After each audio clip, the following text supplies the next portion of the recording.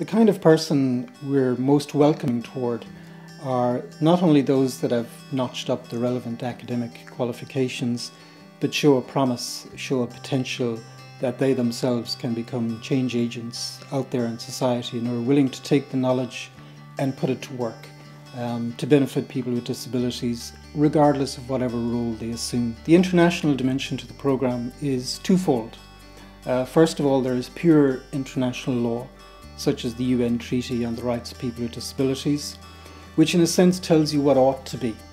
which is very useful and gets you 3/4 of the way, but doesn't actually bring you to the end of the journey. That is why we've also wrapped in comparative law, looking at what's happening in the US, in Australia, even in China and countries like that, to see not just what ought to be, but what actually can be, and then to come back through the programme, as it were, and generate research that shows to government what tangible solutions are out there that can be mapped onto Irish law and policy with relative ease. So it's both the international dimension, but maybe even more importantly, the comparative dimension that points not to problems but to solutions that we can use in Ireland. I think we're quite fortunate in having a developing civil society sector over the last 20 years, very vibrant NGOs,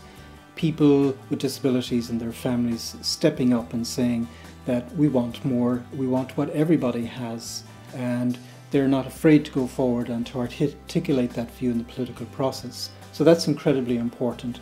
The second thing is a purely international factor, which is the United Nations has now adopted a treaty on the rights of people with disabilities, which kind of validates a lot of the claims that people with disabilities would have been making over the last 20 years.